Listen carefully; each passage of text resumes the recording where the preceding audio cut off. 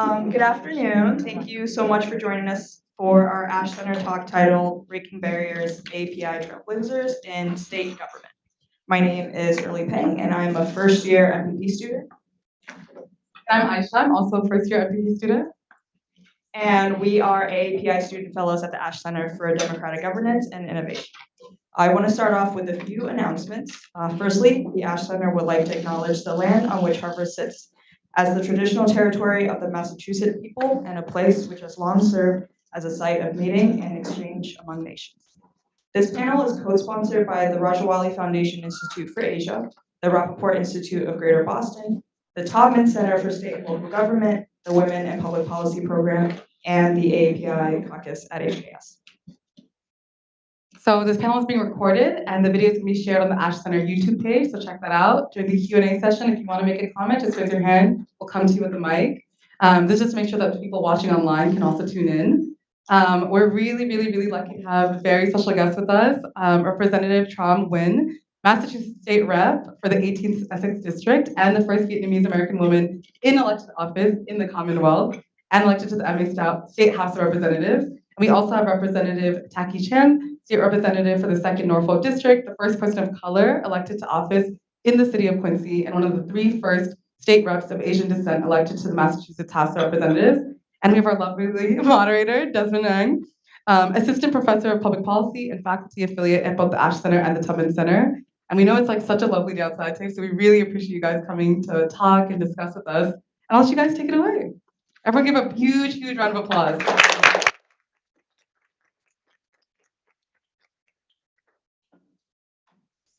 Yes, thanks for coming. Thank you so much, Representatives Nguyen and Chan, for coming. I'm super excited to be here. On the personal note, and I think I mentioned this to Representative Nguyen earlier, my in-laws are Vietnamese. Some of them actually live in Quincy. And so I thought, what better opportunity for me to tell them and air the grievances I've had to hear about the past But no, in all seriousness, this is such a wonderful opportunity. You guys really are trailblazers in this AAPI community. And so I think I'd like to just start off, and again, hopefully this will just be a conversation in some sense. Learning more about your backgrounds and stories. And obviously, feel free to sort of react and respond to each other's responses as well. But on that note, I'd love just to hear, and I think the audience would be really interested in hearing as well, what led you guys to pursue a career in public service, and to what extent did or didn't your AAPI identity influence that? Is that ladies first? Normally you're seniority matters. Wow. I've been trying to teach you I've been trying to teach you. Ooh. The truth be known, I am a lot older than Tram. Just to let you know, don't let the hair fool you. I come from a family of immigrants too. I actually was born and raised in Quincy, but my parents are Hong Kong immigrants that got here in the late 60s, and they married actually down at the church on the street on Mem Drive at BU. So, they came from, Hong Kong, there was nothing there. Right? Those that know the Hong Kongs in the 50s and 60s to try to find a life. And I'm going to keep this short. So along the way, not a lot of people color living in Quincy, very different place they live now. Lots of various challenges in my family, which I won't go into. But ultimately, I got myself to BC High and Brandeis University. Got myself to a degree in politics because I discovered I was good at it and was bad at everything else. So you stick with what you know. And there was not a lot of pleasure by my family on choice of degree, because they saw politics as not as avenue to a job. And those of you who have immigrant families understand that. They want your kids to do well, make money, get ahead, and struggle a little less than they did. Unfortunately, I decided to struggle. And through a series of a lot of internships in my college years and a lot of different jobs, because I was a commuter student, I made my way to the State House working for Michael Bellotti as an intern. And through almost 9 months of perseverance, I found myself to get a job in the state Senate for Michael Morrissey, who was the senator at the time. And people ask, why did I do that? Well, I like to prove people that I can do stuff and you're wrong. Sums it up. So I didn't always obey my parents. You get that message yet? So I've been known to fight my family on what is right and what is wrong and what I want to do. And I've been doing it ever since, much to my chagrin every so often. I did some community advocating when I was there. At home, there's an agency called Quincy Asian Resources, Inc. I was one of the founders of that agency, which is still going strong today, as well as leading some civic groups and participating in neighborhood associations and sitting on various boards throughout the city, including the zoning board at one time in Quincy, and CAP agencies and other stuff. And then got my law degree in New England law while working at State House, and then went to work in the AG's office, the Utilities Division. So when people tell me they're an energy expert, I always like grimace because I am an energy expert, just not the one you think of. And obviously, you guys figured out I do a lot of campaigning for a lot of folks. I've worked on every kind of race you can think of: school committee, governor's races, U.S. Senate. I've been a little cog in the wheel of a big machine many times. And the opportunity to run in Quincy is once every 20 years for a rep. I mean, we live in the sea for 20 years. Speaker Mariano's over 30. My colleague Bruce Ayers at 24. I'm only at 14. I'm at 13, 14, which is kind of short. But I mean, the opportunity runs very rarely as a series of domino events in Quincy happened, which I won't bore you with. It's a longer story. And I ran. And other people of color ran in Quincy before and lost. I won't analyze everybody's race, but there's various reasons why that happened. And the short of it is I ran in a Tea Party year in 2010. It was an anti-incumbency year as well as in 2010. And Quincy wasn't immune by that. The Scott Brown U.S. Senate race special election, which I also worked on, was a reflection of a changing Republican Party. And there was legit belief there was going to be a wave coming, including a seat in Quincy that hasn't been Republican since the mid-'70s. And, the non-white guy, right? Easy pickings. So I had a tough primary. Primary is the blood sport in Quincy, won by 112 votes. So I squeezed out 7 out of 13 precincts. And the final was considerably easier and not easier, but I won 52% of a 3-way race. So we had a Republican, there was a Scott Brown Libertarian. We had an unenrolled who ran for school committee and lost behind name recognition, and it was me. So yeah, that's how I got here in the condensed format. Hi, everyone. I always actually love hearing stories of how people come into office because I think we all come from very different places. And that's the message that we continue to tell folks, that it is important for all of us to have that understanding and to encourage people from all different backgrounds to run. Because for me, my story was completely different. I know a lot of folks, like Tacky included, they were involved in politics for many years before they thought about running or want to run. And for me, I've never thought about running. Like, if you had told me a year or two even before I started running that this was the path I was going to take, I would have just laughed at you, because like what Tag was saying earlier about parents, like my parents told me when I immigrated here to the US at 5 years old, as political refugees, you're going to be a doctor, because that is the safe route, that is the route where you can have a steady job, etc. And that was my mentality coming since I was 5 years old, is I'm going to be a doctor, I'm going to help people. And so throughout school, I went to Tufts thinking I was going to go to Tufts Medical School straight through. And a couple of things to note is that it is so important for us to find out what we're good at as well as what we're not good at, right? And as a pre-med major, big problem was I hate blood. That was a huge problem for me. And so it was a hard conversation with my parents, because my whole life, my dad, who served in the South Vietnamese military alongside US soldiers, so when the communists took over, he was in a re-education camp for 8 years. And he was going to medical school, and he had to drop out to join the military. And so, as the oldest in the family, there was a lot of pressure for me to kind of like follow in that footsteps. And so I had to have that long conversation with my father of coming to that time where I didn't know what I wanted to do. And I allowed myself that time at Tufts to discover different majors. And I discovered sociology and American studies, particularly Asian American studies. And I learned about racial inequities, and I learned about systemic racism, and just all of these concepts that continue to, be that fire in me to advocate for others. And so instead of becoming a doctor, to my dad's chagrin, I decided to be a lawyer. So I was like, yeah, that's not bad, right? Lawyers are okay. And but I didn't want to go into corporate law because I wanted to use my ability to advocate for people in that work. So I discovered legal services and I became an attorney with Greater Boston Legal Services, not too far from here, advocating for survivors of domestic violence, seniors, veterans, people with disabilities, etc. And in doing that work, I saw the power of policy because I started advocating for bills that you might have heard about. I know you might have worked on this as well, bilingual education. Oh, I did. I went to your office to advocate for the Yeah, you were actually in my office That's right. advocating. That's how I That's first met you. right. I was like, you need to do this. That's right. I do remember that.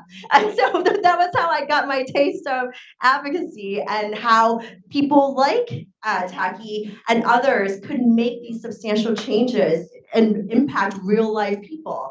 And so then fast forward to 2016, 2017, I think many of us remember how those were the years that kind of fueled many of us to get more politically involved because we saw the importance of our votes. And so in 2017, I started really focusing a lot of my time on working on paid family medical leave, raising the minimum wage, as well as other bills. And I realized that my representative at the time, who was a far-right Tea Partier, who came in your same year, I think. My classmate. Yes. And he not only didn't meet with me for 2 years, which I find to be very problematic because it doesn't matter whether you agree with your constituents, you need to talk to them. You need to have conversations with them. And you have to hear both sides. I mean, that is what representation is to make informed decisions. And so for him to not be able to even get back to me for 2 years was one thing. But the other big thing was he filed an amendment that would have allowed police officers to stop anyone who looked illegal. Looks illegal. So this guy wants to, legalize racial profiling. And, as an Asian American woman, as someone who's familiar with the concepts of like the perpetual foreigner and being othered, it does not sit well with me that someone is trying to make this legal, not only for Asian Americans, but for all people of color, people who do not, fit the profile of quote unquote what an American looks like. Like what does that even mean? And so I decided to run against him, kicking and screaming because my colleagues are telling me that you should go into policy and you should run against this person and you have a good chance. And what was really encouraging too was to see the trend of Asian Americans, of people really getting more civically engaged. And I think that's so encouraging for candidates of color, for elected officials of color to see that we are building a momentum that people understand that good policies can help them and bad policies could hurt them, and how the government could be used for good to come out with policies that could actually impact your everyday lives. And so I was swept up in that. And so I ran for office in 2018, took office in 2019, and as mentioned, becoming the first Vietnamese American woman ever elected in the Commonwealth. But also with the guidance of, at that time, there were only 6 of us in the caucus, the Asian caucus. And I had to turn to, Tacky and so many others before me to kind of let me know, one of very few Asian American women. What am I supposed to do here? How do we build power? How do we reach out to others and build that pipeline? And so that's where I'm at right now, is trying to work with building coalition with other communities of color as well. We have the Black and Latino caucus, we have the Women's caucus, and we have the LGBTQ caucus. So many of these underrepresented folks who are trying to build power within their own communities, and we want to make sure that we're continuing that coalition building.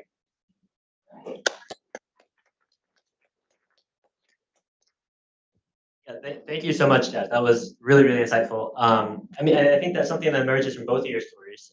Is one, just the similarities that emerge with regards to the cultural norms you guys had to sort of fight against to even get into politics. But then obviously there's this huge diversity in your backgrounds and what drew you to public service. And so I think just given how diverse the AAPI community is, both with regards to the circumstances of coming to the US, country of origin, generational differences as well, how do you in your work try to balance some of these diversity of perspectives? I think Representative Nguyen, you talked about coalition building across different groups, not just within Asian communities, but also outside other minority communities. And so how do you try to do that? How do you ensure that in that process, given all the diversity, that AAPI interests are well represented in the policymaking process?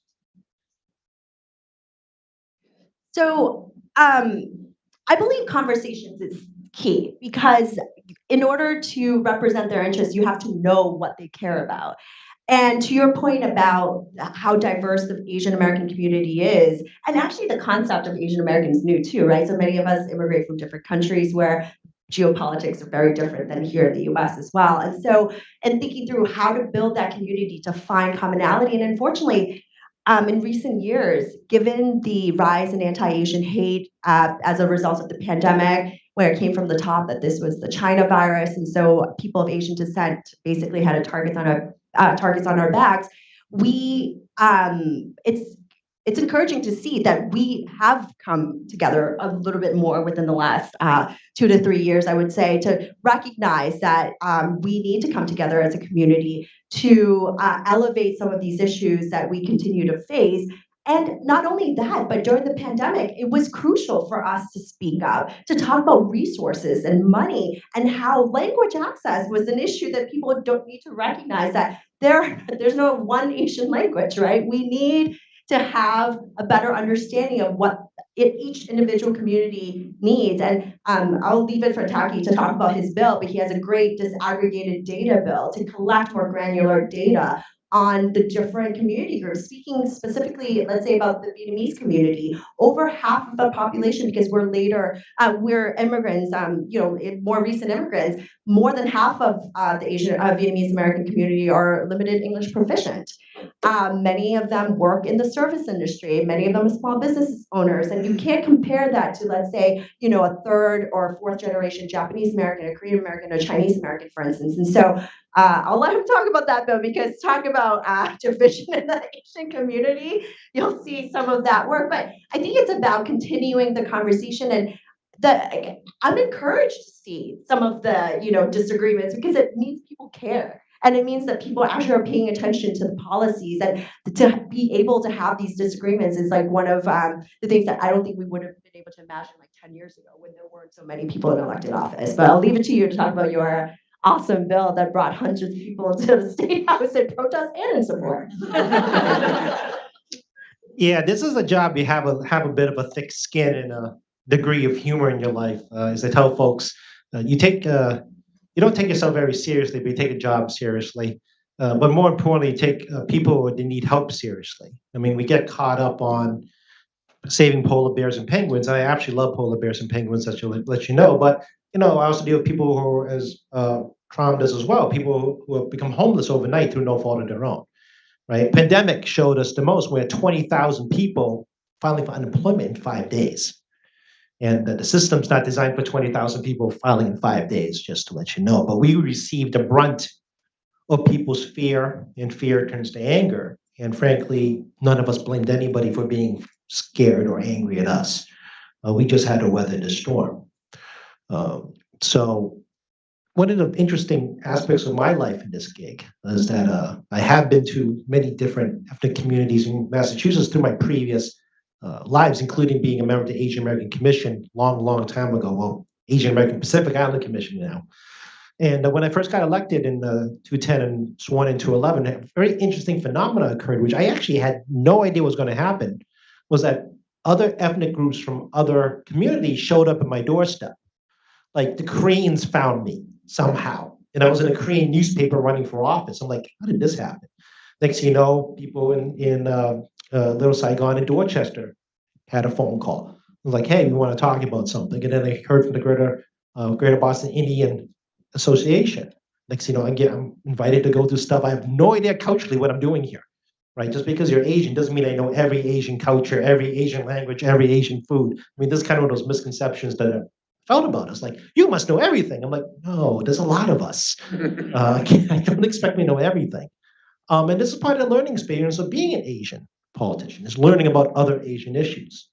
And for quite some time, it was just me, Donald Wong, and Paul Pitt, and me and Donald took a lot of the brunt in certain areas of different folks. And I can't tell how happy it is to have Trom as a colleague. I can unload people on her now. It is like, she's a woman, she understands woman issues. I'm a man, I don't know what you're talking about. Please go with this direction. But it does matter, actually. Yeah, absolutely. I mean, you have more Asian Americans around. It helps change the view of the State House, how we look, how we converse, but also she has to work. In all honesty, it matters. It really matters when you think about it, right? It's a big state. It's only a funnel's coming your way. Like during COVID, we got requests from offices about how do we reach the Indian consulate to get them oxygen tanks, which just became the scramble of always trying to find a way to the Indian consulate who was not picking up their telephone. Just trying to figure out how to do it. Like this stuff you never think of that we would have to hear from people on, but this is how our lives work.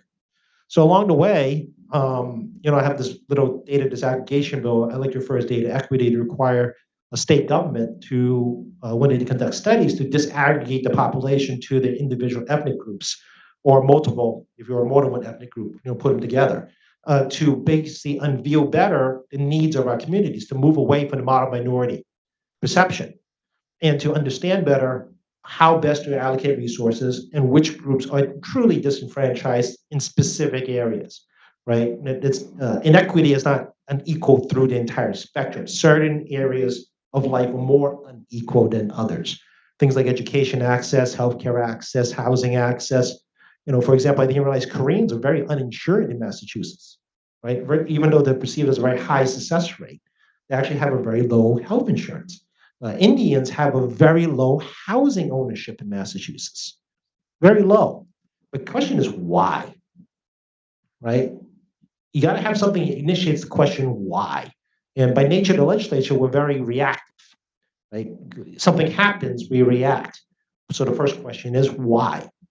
So as, you can see what I'm getting at. When you have large aggregate data of ethnic groups, it hides the rest. So 1/3 of all Asians in Massachusetts is Chinese. So obviously that large data set of Chinese will offset smaller data sets, so like Vietnamese, Bhutanese, Nepalese, other small ethnic groups. Cambodians are kind of the weird exception because there's so many Cambodians in Massachusetts, they have actually a sizable percentage. But even then, it doesn't offset the Chinese component on the total data. And we eventually work towards including all folks, like the U.S. Census, as part of the data set, because it made more sense when we talked about it, because the African American community is very different now. It is very different looking in Massachusetts, and so is the Latina, Hispanic communities. They're not all from Mexico people, right? This is kind of the misconception of many folks, is that just because they cross the Mexican border doesn't mean they're Mexican. And we know there's a large Brazilian population, right? The Portuguese-speaking group. And we actually have a lot of Portuguese in Massachusetts. People don't realize Fall River Bedford is still large Portuguese and large Portuguese populations. So, if you travel the state and kind of poke around, you realize these things. But if you start putting data together, we don't exist. So, even then, I won't pick on people endlessly, but, we had an advocacy group come to the status regarding hunger on school campuses. Actually, it's a very good issue about students challenging getting SNAP benefits or, a meal, period, in the financial barriers. So they presented some easy survey data, fact sheet stuff. And Asians weren't listed on the fact sheet. Now, my choice is to be polite and ignore it, which is actually most people expect us to do, believe it or not, or say something but not be mean. So, I can be very snippy. She's aware of this. So, I just politely said, hey, just looking at fact sheet, I noticed that this one Asian groups have not been even considered. Forget even just disaggregation, just even in aggregate data. And it was like, well, look, they're looking and realized it was not there, and they're sitting in front of me asking to support their funding, right? And you've been forgotten. Think about that for 1 second. You have been forgotten as a ethnic group. They want you to fund something that benefits supposedly everyone. This is a very unique position that I trust you, nobody else deals with. Is uniquely our demographic. So, they were not, I wasn't mean about it, but they're like, they didn't realize it till somebody said something. Which leads us again to this very important message, is that you don't say anything, then nobody knows. And this is very different from our upbringing of our parents, is to cause minimum amount of trouble possible. She didn't get the message, I've seen her in operation. But I do it in a different way, obviously, than everyone else. And there's nothing wrong with it, because all of us have different methodologies of how to communicate with folks. And I've learned over the years, my life as well, sometimes I'm not the best choice for the communication. Perhaps trauma is the better choice of the day. And converse, same thing going the other direction. It's kind of part of learning to work together to maximize our individual talents, but understand the audiences we're talking to. And this is how we grow and learn how to do this business in terms of bringing diversity, not necessarily just to the larger population, but even among ourselves. Thank you for that, Representative Chan. So something that came up in your recollection and in your story just then was this idea of how it's very important to sort of disaggregate these groups and sort of unveil the diversity of the AAPI community. And I think part of that revolves around sort of unpacking these general stereotypes in some of these sort of smaller communities. And so just speaking from your own perspective and in your own political career, I'm curious to hear to what extent did the stereotypes sort of around AAPI inform sort of the things that you faced when you're running for office, the things that you continue to face now when you're in office, from your constituents, but also from your other politician, peers. How do you deal with those things? And sort of on the converse side of that, what do you think are the sort of unique perspectives that you're able to bring, having dealt with those types of stereotypes in your life, to state government that might be overlooked or undervalued from other sort of groups? Yeah, so this is being recorded, so this is how I get myself in trouble. So my advice is this: don't wear a blue shirt at Best Buy, ever. Exactly. It doesn't take long to figure out what's wrong with that picture, right? And it's innocent. I mean, I don't hold that against anyone. It's a little joke I give, but it's a true joke, actually. It happened more than once. But also, I don't jump down people's throat about it. It's a very innocent thing, and I'm like, whatever. And I think that's part of it as well. You can't, you pick and choose, right? You can't get offended by every 5 seconds, right? You gotta be reasonable about the circumstances you're in, and depending on the circumstances, some things are more reasonable than others. And this is not just working in state government, but also working in local government and with the federal government as well. And as much as we like to have a lot of representation, but it's also being represented, as Trump pointed out, as advocates, right, to the State House. And in my case, as a staffer, the Asian American Pacific Islander Commission was formed by Michael Morrissey, my boss, an Irish guy from Quincy. But somebody had to do the work to make this thing real, right? It didn't get funded until I got elected, which is a whole 10-minute story about different type of point of view regarding the importance of different politics and ethnic groups. The perception has always been that we're kind of misplaced, and you tell people you're an elected official, they have that quizzical look on their face often, like you don't look like you belong. For many years, I've been accused of being either too young or too old. Pick one. You're too young for this kid. You're too old for this kid. I'm like, do you actually know how old I am? I've been doing this when you were like 5.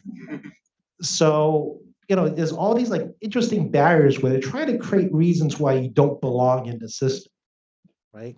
And that's one of the strongest points, both in city, town, city, state, and federal government. And you kind of have to figure out how to insert yourself properly. Like I said, you can't let everything under your skin. You fight everybody. When I was in my 20s, I fought everybody, fought everyone. I'm a lot older, and I discovered you can't do that. You literally just wear yourself out being angry. It doesn't work. And as you age, you're running out of energy. You can only do so many things during the day. And responsibilities in life change. I have more responsibilities now than I was when I was 22, right? Life changes. So, in the State House world, it's really about constantly reminding folks that we belong as part of the conversation. Quick story. During COVID, we did a healthcare equity task force. Speaker pushed the thing forward and got informal session. Informal sessions require unanimous consent. One person objects, it stops. Republican Party stops the bill. I'm in the middle of a National Conference State Legislators Racism Xenophobic Task Force regarding the whole spot shooting in Atlanta. Someone's video call. My phone is blinking out of control here from the Speaker's office and Donald Wong, our colleague in the Republican Party. And I'm like, get through this call, and I'm like, call Donald first because I'm not going to call the Speaker's office first because that's never good if they're looking for you. It's like your parents are trying to find you. So Donald goes, we got this health equity task force, and they're Brad Jones and the Republicans are holding it up. I'm like, okay, so why? He goes, well, they didn't include Asian Americans as part of the task force. So the Republican Party is holding up a bill that I'm in Democratic leadership, by the way, that I'm not included as part of the design agreement. And I called the speaker's office, and they're like, they want me to talk to Republicans to release the hold. I'm like, why? You left us out. So what are you going to do about it? Well, they're like, well, we're going to have an uneven number. I mean, we have an even number. You need an uneven number. I was like, well, that's not my problem. You're the one that put this thing out there.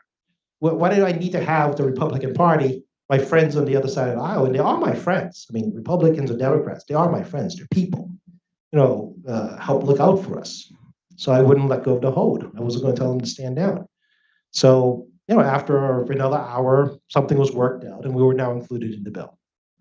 And this is a reoccurring theme, again, on other commissions and studies.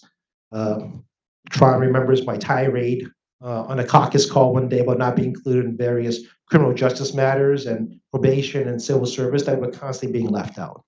So one of the important things about us being here as electeds is to keep that going. But even my staffing days in the state Senate, somebody had to say something, and I had a boss who was willing to say something. And eventually, there's another series of crazy ass stories. But you got to have representation. You have to be, and if you're not elected, you need a boss that really, really, really trusts you. I always talk about my boss both affectionately and like I need therapy at the same time. But at the end of the day, he always trusted my judgment. And that didn't happen overnight. That took years and years of relationship building between me and him, because I worked here for almost 12 years, guys. So we had to have a strong working relationship to trust what I say regarding Asian issues, and just trust me sometimes, and we'll go for it. So, and there was a few stories, and a bit roundabout putting it, but the fact you got to be there to speak up and say something. The fact that you have friends now who are looking out for your interests, who don't look like you, is very important, because now you've created more equity, because we're looking out for each other, despite the color of our skins, right? And that doesn't matter what your political affiliation is either. It's because, we want to be friends and helpful to each other. And as I always say, the reason I do about Stanos is because it's the land of misfit toys. So those who watch, Rudolph the Red-Nosed Reindeer, still animation will know what I'm talking about, where the elf wants to be a dentist, not a toy maker. So he ends up in the land of misfit toys. The State House is a bunch of folks, to me, and this is why I fit in well, is a land of misfit toys. Well, I mean, I agree with a lot of what you said. Interesting examples there. I think we all have those examples, right? Where we just are left out of conversations. And I think this is exactly why what you were saying about representation matters so much, because you have to see it to be it. And as one of the earliest Asian Americans to get elected techie here, that's what we need to build on. That was why when I ran for office, he was one of the first calls that I made to try to figure out what were the tactics that worked for you, because most of us ran in communities where there aren't a lot of Asian Americans. I was the very first person of color, in fact, to run in my district, and we needed a strategy, because there's no playbook out there that are for people like us.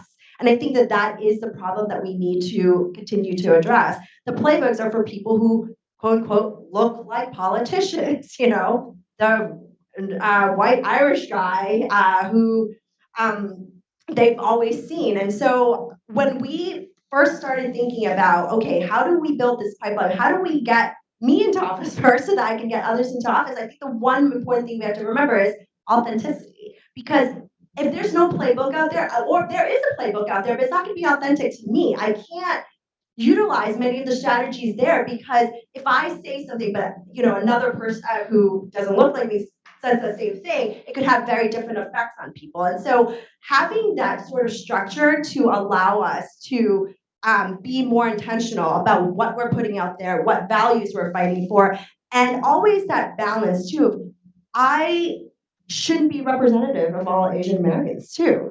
That is a huge responsibility. As you were saying earlier, I don't know all of the Asian American cultures either. So to make that very clear that I am Asian American, very proud, representation matters. I want to talk about these issues that impact Asian American communities, but at the same time, You need to see me as an individual with all of this background experience and lived experiences to bring to the table. And that's why whenever I have these conversations with constituents, especially when I ran for office, it was my first time running for office. I'd only lived in my community for 7 years prior to that. I had to get to know people. I tell them about my story of seeing my parents working 2 to 3 jobs without making minimum wage at that point, I'm pretty sure, because they didn't know what they were entitled to, very little benefits and security, and that's why I'm fighting for workers' rights. I have seen domestic violence in my family. That's why I'm fighting for survivors of domestic violence and to really humanize some of these issues and why I'm the person. In fact, actually, I was in I'm sure some of you know Wilkinson's class, negotiation and leadership, when we were talking about, using those stories to really show why you are that person. And I think in this moment in time, it is so important for us to elevate these stories that are often not told. Like, why aren't these stories told in our history books? Why don't we understand the contributions of different communities to the fabric of America? Why are most of our history books whitewashed? And so that's why I have a bill right now. I'm bringing that lived experience to bring in a bill to increase inclusive, racially and culturally inclusive education so that all students can see themselves and see the contributions and accomplishments and celebrate those accomplishments of people who look like them. And that's why I'm so passionate about that. And then also, when we're just talking about the increase in hate crimes, I worked with then Attorney General Maura Healey and now our governor to file a hate crimes bill because I filed that bill, and 3 weeks later, the Atlanta spa shooting happened. And so it was just one of those opportunities where after the Ahmaud Arbery shooting in Atlanta, we felt like we needed a stronger hate crime statute here so that if anything like that were to happen here, we wanted to hold perpetrators accountable. But as someone from a community that's been so impacted, especially at that moment, I don't know if you remember how devastating it was to hear that 8 people were killed, 6 of whom were women of Asian descent. I felt that personally as the oldest of 3 sisters, right? And so when I talk about these bills, it's from my own personal experience, my passion, my values that come through, and I think that's why representation matters. People deserve to see people who look like them. People deserve to have people with shared lived experience to work on these issues that matter. And frankly, I'm so encouraged to see how many more Asian Americans have run for office, even within our Commonwealth.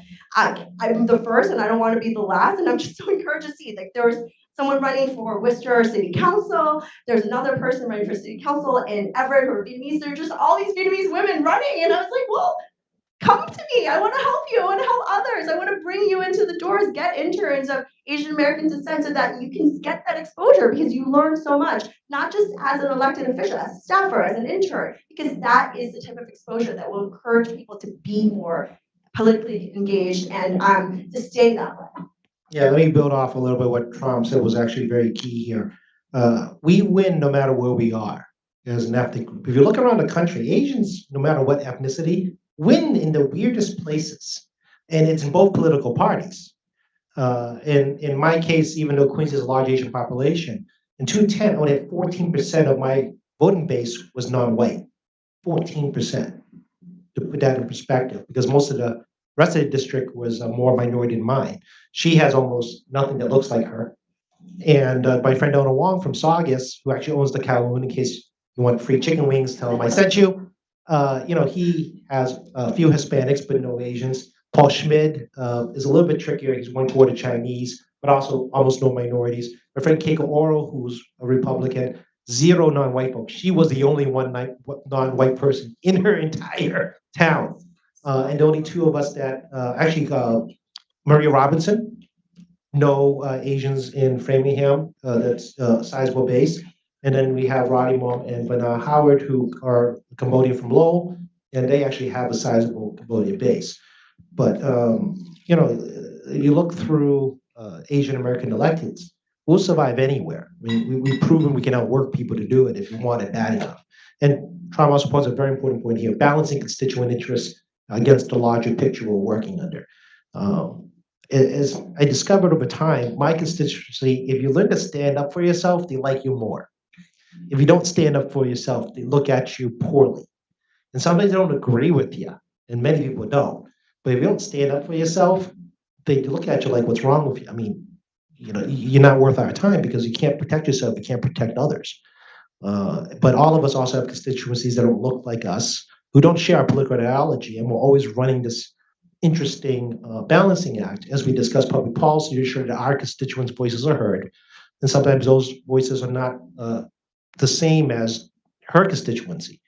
And this is kind of the diversity of politics in legislatures, because we bring our voices from our own constituency who may disagree with others. And people always look, oh, you're from a Democratic city, but my Democrats are the same as your Democrats. We're different Democrats. And again, the monolith issue of politics has dehumanized us from individuals with our own thoughts, opinions, and lives to just monolith of whatever you want to label it as. And I get, political science major, I get it. I understand the whole monolithic studies, okay?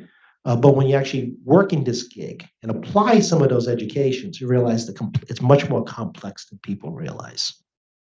Use his Boston accent. It comes out. Yeah, well, people ask me, when was I born? My favorite question is like, so where were you born? Where were you from? Quincy. Where are you really from? I was born here. Where you born? I was born in Quincy, and I'm like, I'm completely Boston, as you all know, because I parked my car in Harvard Yard to get a bowl of chowder. So exactly how much more do you want native out of me to tell you where I'm from? So I actually do behave so I can actually articulate. My natural state is what you just heard, which, by the way, I have Australian, Hong Kong, proper British-speaking English relatives who have no idea what I'm talking about. But I for these exercises, obviously, I use English like it's meant to be. Thank you both so much. That was amazing. I really appreciate your candor. So I think we want to open up now to audience questions. If anyone has anything. Wait till you hear that accent. Well, I am from Australia, so I got family in Melbourne. I'm actually from Melbourne. So Oh no. it's called Melbourne and not Melbourne. So I want to ask this question about kind of Asian identity. A lot of Asians, and I'm going to generalize here, which I think is quite risky at Harvard. A lot of Asians are generally humble and obedient, and politics requires you to not be that. How did you renegotiate kind of that, I guess, those traits of, I don't know, Asian culture to then really get your voice heard and be out there? Thank you for that, Simon. I have been struggling with that, and I think, I don't know if it's generally that a lot of Asians are like that. I feel like that's part of the stereotype that we carry with us, and that was why when I was talking earlier about that playbook really is so key. We don't have one, and we need to develop one for people who have been struggling with that, because even recently I had a discussion about how I'm perceived by some people, because I'm not obedient, I am not submissive, as you can tell. And even if you're just slightly more than what they expect you to be, it's like a slap in the face to them, and you have to kind of course correct to really get your point across. That no, I mean, we're not a monolith. There are many different personalities. If you are obedient or quiet, I mean, those are all characteristics of individual people. We have people with all different personalities and way of doing things in all different ethnic groups. Why is it just attributed to Asian Americans?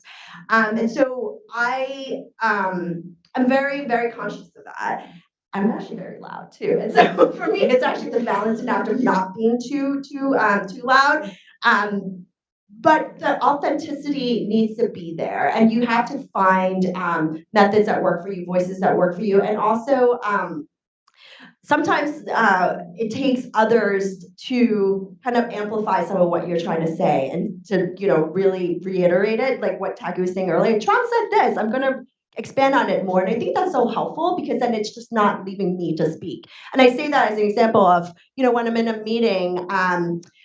Perhaps it doesn't make sense for me to speak up too much because I don't want to catch people off. I might just tell Taki, hey, can you bring this up? So it's all about strategy and being very intentional about coming into the room, what message you're trying to set through. And it's all about preparing for negotiation. It's like, who is the best person to deliver this? What is the best way for me to come in? And you can test it out. see what works for you. Because when I first came in, funny story about when I was first running for office, I was 31 at the time. And I was going down, it was like a summer day, and I was like wearing, really casual stuff. And this woman, she's like 80 something years old, and she opened the door. She's like, "Are you selling Girl Scout cookies?" I was like, "No." People thought I was selling Bibles. So you were slightly We better. all have these stories of like they don't expect you to look that way. But after having a conversation with her, like getting to know me as a person allowed them to look through that stereotype. It wasn't like she's loud, she's quiet, she's this or that. She's this person who came to my door, had a conversation with me, and I try to do that with a lot of my constituents is to meet them where they're at, to have these conversations with them at town halls, at community events, giving them exposure into my life. If you follow me on social media, which I encourage you all to do, I show pictures of my dogs a lot. I show pictures of my cooking to show them my personality, to show them who I am as a person so that I can break through that stereotype. But it takes others to kind of help to amplify that message too, which is why I keep saying I want to build a pipeline. I don't want to be the only one, because when they see me and they see 5 other women, Asian American elected officials, we're all different people. Maybe then we can break out that stereotype, because there's not only one way to do it. I'm the opposite. You won't find anything good about me in social media. Well, my staff won't let me type words. Sorry, Maeve. No, but I'm a little bit different. I'm a little old-fashioned. I mean, I like to know people one-on-one or in small groups. I respond well in small groups. It's just the way my brain's wired, right? Everybody's wired differently. And you're absolutely correct. Tom's absolutely correct. It's getting to know us, right? To look past what you look like, to know who you are. And I've met many, many, many politicians in my life. Some are very robust and big personalities. Some are very demure and quiet. It isn't a uniquely stereotype of a politician. Some are very successful just being who they are and like it or hate it. And part of it is us being me, being me. As I tell people, and it's a joke I always say, are you attacking? Yeah, it's all you're working with, so I don't know what to tell you. But this is all you're getting. And that sells well in the sense that there's no pretense, right? And if you're a quiet person, you're a quiet person. For me to communicate, I got to figure out how to communicate with you to get some words out of you, which she has experienced as well. We have people always come to us and a little shy. I'm like, okay, chill. Let's take a little time, take a deep breath, and we'll talk. And as a chair of a committee in public hearings, we have a lot of people who are nervous speaking in front of important people. Us, I don't think we're that important. But it's a very intimidating thing sitting in front of a room of electeds making your case. And people undervalue, the importance of learning how to not just talk to people, but also how to get them to talk to you. And this is a big part of our job. And are we quite obedient? Again, circumstances determine what you need to do at the time. Do I do what my mom tells me? 90% of the time. 10% of the time, probably not, right? It's not always a uniform situation. But also remind folks, I remind people too, just because they are not saying anything doesn't mean that they're not interested or involved. Perhaps there's a language barrier. Perhaps they're shy. Perhaps there's other overwhelming circumstances that deals with it. As a person who's been to other places, they don't speak the language. My first instinct is to not say anything. Right? I'm in a room. I have no idea what's going on. I don't speak the language. First instinct is let's figure out what's going on first before I do anything at all. Just be polite and nod and just kind of like, okay, we're going to go with the flow and see what happens. And this is my whole life since I was a little kid in Quincy. It's not because you're necessarily quiet or obedient. It's also like what is happening in every single day is that day. In my life, anyway.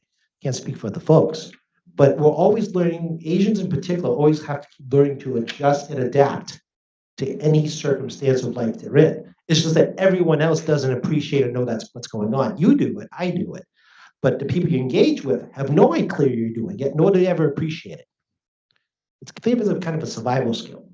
And even though I'm not an immigrant, I was born here. I grew up in a very non-minority, very white community. These are things you kind of learn, and all of us can talk about experience where you're surprised about people you know very closely saying things that you're like, where did that come from? And you try to decide, Do I say anything or not? And that most people don't have to deal with that. Most people don't. I think all you know what I'm talking about, right? It doesn't matter where in the world we live. So, not even start with the complexity if you're not really Chinese because you're not from China. Don't even start me that conversation that my family thought I would eat Kentucky Fried Chicken, which is a whole different, cross-cultural juxing. You know what juxings are, right? The two sticks and the string in the middle. I don't belong in one world or the other, so I'm the string in the middle between the two.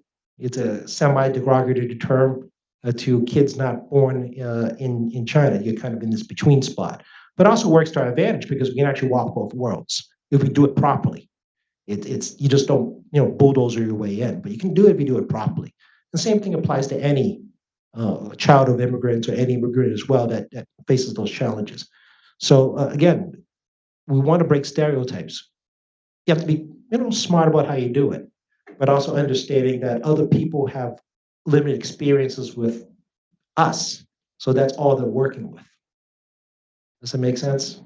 I mean, I won't joke. I mean, I never saw a black kid until I got to high school. First experience. I never went to high school with any.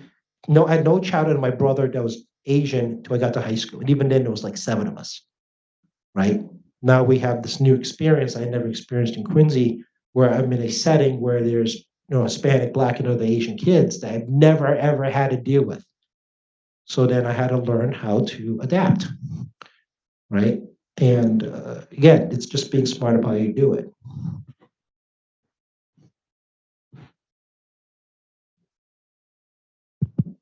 Thank you for being here.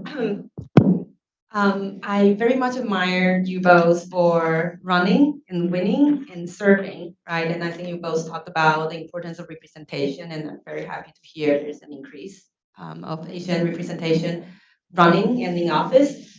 But there's still a huge space to grow, right? If you think about the percentage of Asian American population versus percentage of people serving and running, what do you think is the biggest barrier for Asian American to run? And Trump, you talked about building a pipeline, right? What should we be doing to continue to grow and build that pipeline? And when I say we, I guess it's collective we. I'm bringing up my notes because I have encouraging news for you. I know he laughs at me because You got to find your notes first. I gotta find my notes, but I'm just gonna throw this out here because I'm not gonna find it here at this point. But since the 2020 election, Asian Americans is the fastest growing bloc, voting bloc, right? And we've seen even a greater increase in 2022. So that is the sort of civic engagement that we need to continue to build on and to remind people to not only go to the polls, but to support Asian American electeds. And as I'm hopeful that Tacky and I have conveyed this to you all, that even though we represent very specific districts, we're working on policy that are statewide that impact Asian Americans, other people of color, other underrepresented folks, because, for instance, when during the pandemic, the unemployment system was only in English. Literally, only in English. And there was a button that says, click here if you don't speak English. And so, let's just start with that. And what we did was we advocated for language access, and that benefited everybody who are limited English proficient, right? To remind people of that, of why not only representation matters, but the actual outcomes that better outcomes, because we're in here to remind people that you forgot us. Again, let's continue to remember to add us in. And the other thing about the barriers to running is that, yes, we're seeing an increase, but there are many, many areas, many states where they've never seen an Asian American in elected office, which is why when Tacky said that we do a lot of work, we really do. I speak at a lot of national conferences to just tell younger folks to get engaged nationally, to tell younger Asian Americans across the state, you can apply for these internships. There are all these programs that are available that you're not aware of. We want to partner with Asian caucuses or student groups or whatever other organizations at schools to encourage them to get more people engaged and involved. And in fact, I've had a recent discussion with certain groups. There's this program called Emerge, which they train Democratic women to run for office. But I was thinking that perhaps we should have some similar program for women of color, because there are very specific barriers that we face.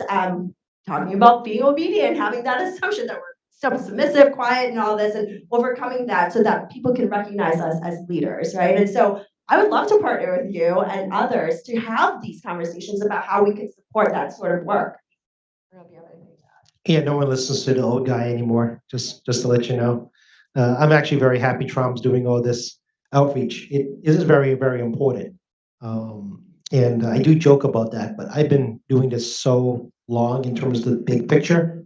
You know, it's good to hear new voices from a guy that's been in the big picture as long as I have, and people sometimes forget that, and it's kind of old dog new trick. Even I can learn a new trick every so often. And I work on campaigns. That's how I learn new tricks, right? And people forget this little statistic. In Obama's second election, the second largest aggregate voting group that voted for him was Asians. It was uh, it was the second largest Black, Asian, then Hispanic in his second reelection. It got like a blurb in the paper. And this is actually part of the media bias as well, which all of us have to overcome, us as electeds and you as individuals. Of course, this swung the other way during the Trump election in 2020. It swung the other direction. The question becomes, as I always say the word, why, right? And we work at a much more, as you can hear, ground level politics. We meet people one-on-one. We try to get out as much as possible of our own constituency, but other people want to go see us.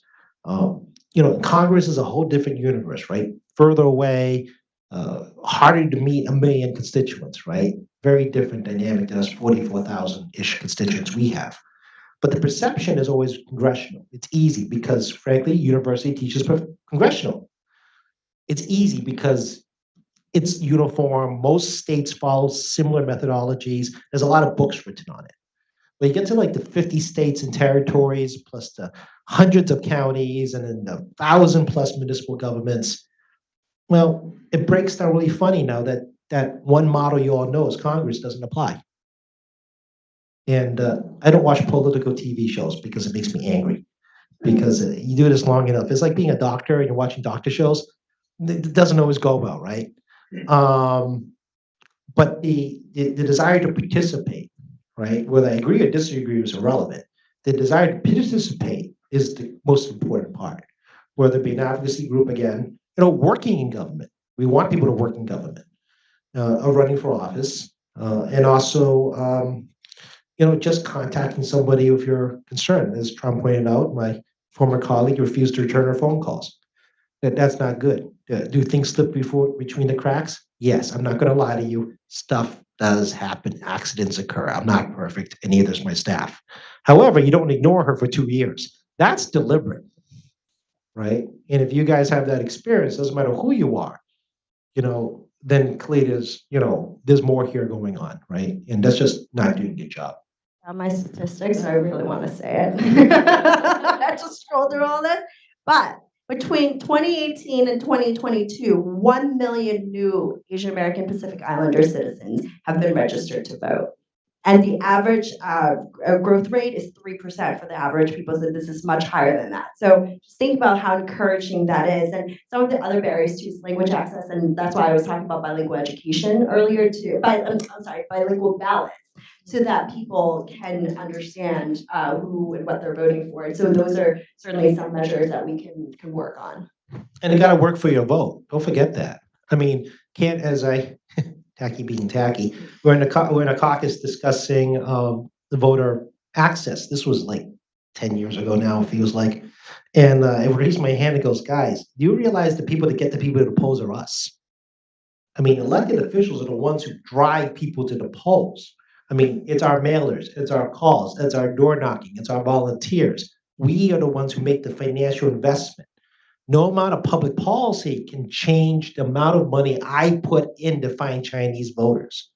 I mean, I spend like 10% of my budget on Chinese and Vietnamese voters.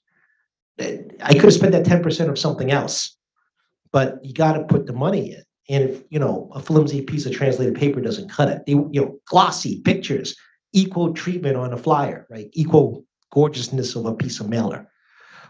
But electeds need to earn your vote. Never forget that. You never take it for granted. That is true. And if don't try to earn your vote, then submit a blank ballot. Please don't submit blank ballots against me, guys in YouTube world. Don't do that to me. But it's true. Your participation in voting can be a blank ballot. I do count my blank ballots, by the way. I won't get into the math on that. But you know, they got to earn it.